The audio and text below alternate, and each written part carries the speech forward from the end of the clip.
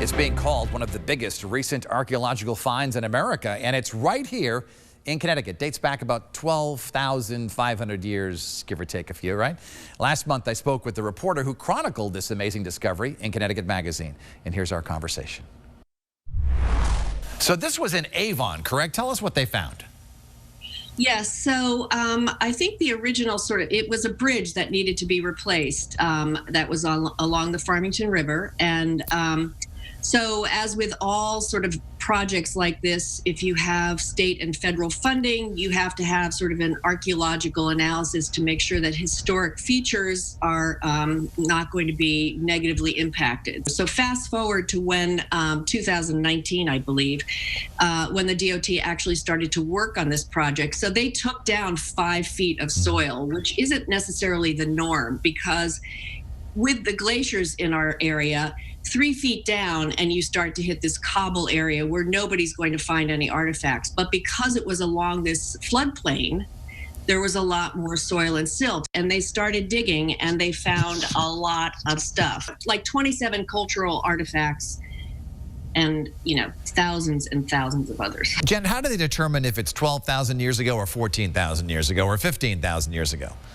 Well, they radiocarbon date, right? And so they have found through these thousands of artifacts, they've been able to find blood protein. They've been able to find sort of scraping so that they can look at the hides. And they have all of these experts. One of the very exciting discoveries with this particular dig in Avon is that it's likely they found scrapings from blood protein that suggests that they were hunting the elephant family, and the elephant family at the time were mastodons and mammoths. And we don't have any records, to my knowledge, of mammoths in the southern New England area, but we do of mastodons. So this is kind of a new developing discovery that they're going to continue to do research on over the next couple of years. Fascinating. So mastodons ruled Connecticut at one point. They were gigantic animals like an elephant. Did the Paleo Indians eat them?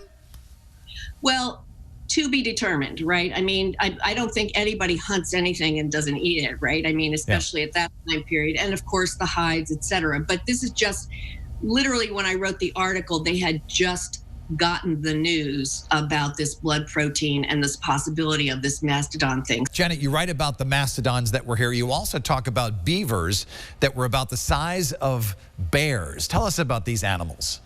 Well, that's about all I know about giant beavers. I'm not going to tell you more about it, other than, again, it's part of this new realization of sort of what might have been coexisting at the same time with these people. Well, you might be encouraging people to dig in their backyards this weekend or as soon as it thaws. All right. Janet Reynolds from Connecticut Magazine, thanks so much. Appreciate it. Thank you.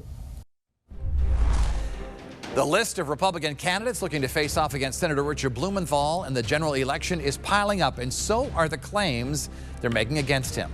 His go-to guy's go-to guy is Al-Qaeda. Hear more from candidate John Flynn when This Week in Connecticut returns.